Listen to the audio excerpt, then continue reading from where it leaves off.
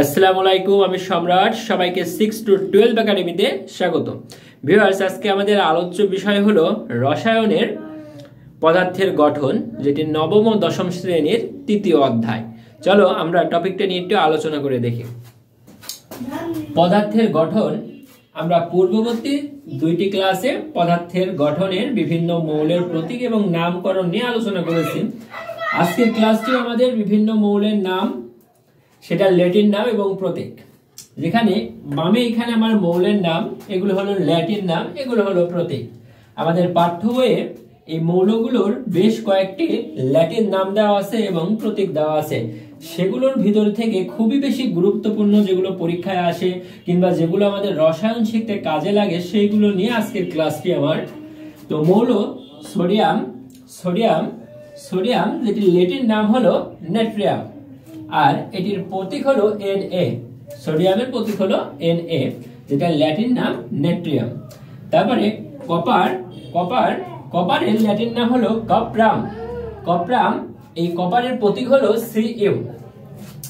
তারপরে পটাশিয়াম, পটাশিয়ামের ল্যাটিন নাম হলো ক্যালিয়াম, পটাশিয়ামের ল্যাটিন নাম ক্যালিয়াম, আর পটাশিয়ামের প্রতীক হলো K।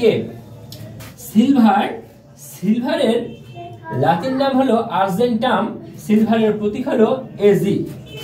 গোল্ড, যেটা সোনা, সোনা হিসেবে ব্যবহৃত হয়, এই গোল্ড, গোল্ডের ল্যাটিন নাম হলো এওরাম, এওরাম এর প্রতীক হলো Au।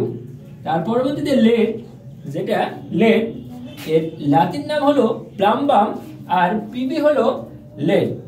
এখানে অনেকেই এই প্রতীকগুলোকে ইংরেজি প্রতীক বলে মনে করে থাকে, যেগুলো ইংরেজি প্রতীক কিংবা ইংরেজি নাম বলে মনে করে থাকে।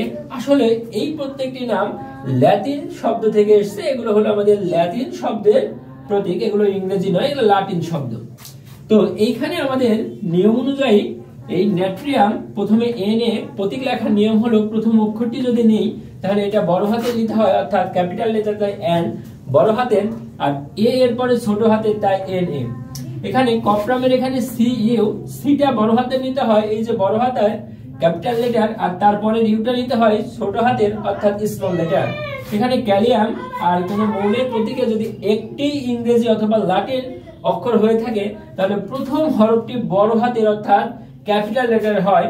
তারপরে আর্জেন্টাম, আর্জেন্টামের এখানে A, এই যে A এটা হলো আমাদের ক্যাপিটাল লেটার অর্থাৎ বড় হাতের, তারপরে G এটা আমাদের ছোট হাতের, এটা নিয়ম। তারপর এওরাম, এওরামের প্রথম অক্ষর A, এটি বড় হাতের অর্থাৎ ক্যাপিটাল লেটার, আর ইউ পরেরটি ছোট হাতের অর্থাৎ স্মল লেটার।